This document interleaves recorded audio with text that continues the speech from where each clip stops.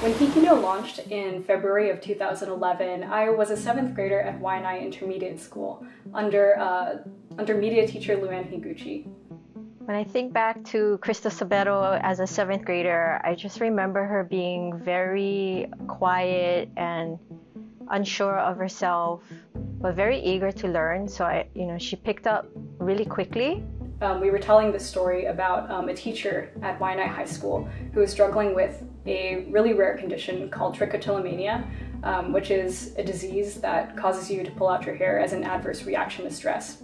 I was about 8 years old and actually started pulling out my eyelashes first because I thought, there's like that legend that if you pull out your eyelash, or if an eyelash falls out, you can make a wish on it. And if you make a wish, like hopefully it'll come true. But when eyelashes led to eyebrows, something was clearly wrong. Trichotillomania is an impulse control disorder that causes me to pull out my hair as an adverse reaction to stress. For my second HIKI NŌ story, which I did in the 8th grade, this was actually a story about me and my struggle to remain in control while things were happening outside of my control, such as my mother's cancer.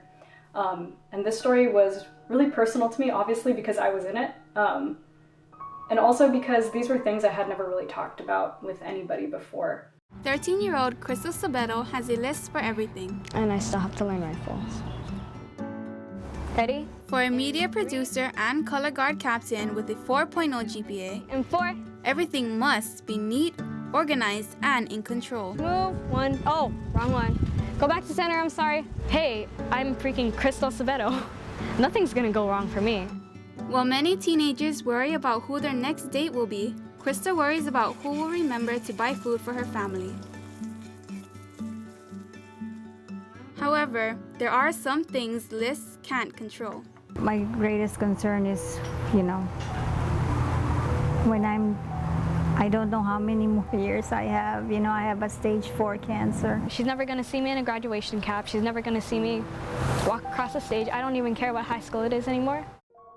With In Control, I think what helped Crystal was being able to remove herself personally from the story, even though the story was about herself. I think she just focused on the job that had to be done, which is kind of phenomenal considering what she was going through personally at home.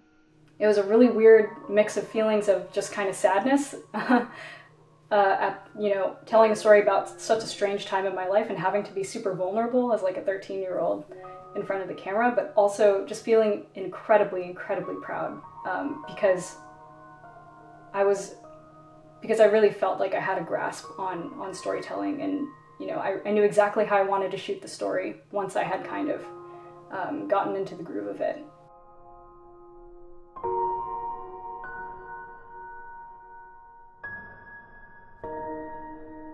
And then shortly after it broadcasting, my mother having passed away, I think it meant that, the timing of it all meant that after my story was told, something that I would have normally kept to myself actually turned into something kind of amazing because my classmates who had seen the story, because it was also broadcasted at my school,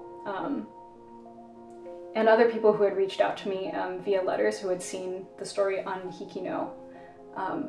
I was just met with so much compassion on behalf of my classmates and everyone else who had seen the story, even though I dealt with it pretty awkwardly as a teenager. I'm very grateful for it now. When I graduated high school, I went to Menlo College, which is in Atherton, California, and then I majored in marketing and human resources.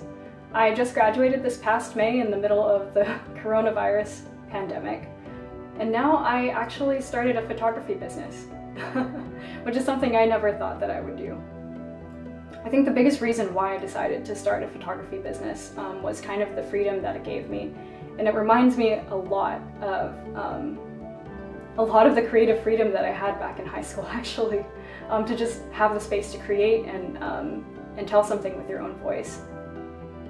I would like to think if I met my 13-year-old self right now in 2020, my 13-year-old self would think I'm pretty cool. I think she'd be really proud of who I am right now. Thursday night at 7:30 on PBS Hawaii.